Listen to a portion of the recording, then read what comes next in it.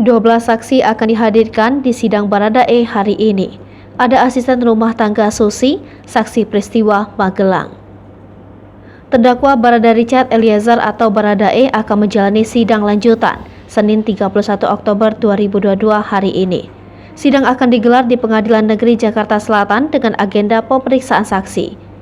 Jaksa penuntut umum akan menghadirkan 12 orang saksi.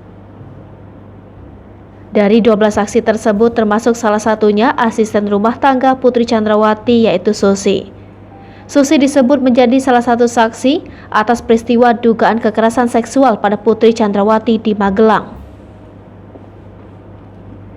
Berikut daftar 12 saksi.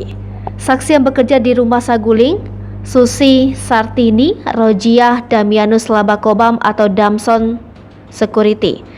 Saksi yang bekerja di Rumah Bangka, Abdul Somad dan Alfonsius Dualurang.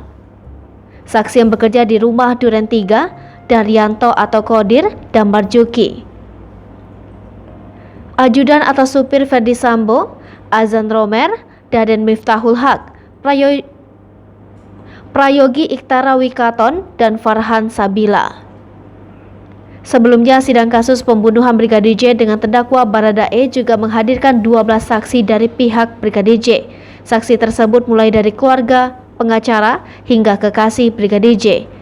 Adapun 12 saksi tersebut yaitu Kamarudin Simanjuntak, Samuel Huta Barat, Rosti Simanjuntak, Mahareza Rizky, Yuni Artika Huta Barat, Devianita Huta Barat, serta Novita Sarina Dea Rohani Simanjuntak, Sangga Parulian, Roslin Emika Simanjuntak, Indrawan Pasaribu dan Vera Simanjuntak. Diketahui, Susi merupakan saksi yang pertama kali melihat kondisi Putri Chandrawati saat peristiwa di rumah Magelang.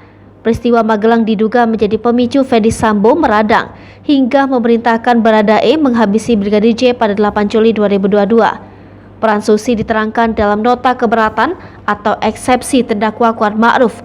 Susi saat peristiwa di rumah Magelang pada 7 Juli 2022 berteriak setelah melihat kondisi Putri Chandrawati di dalam kamar.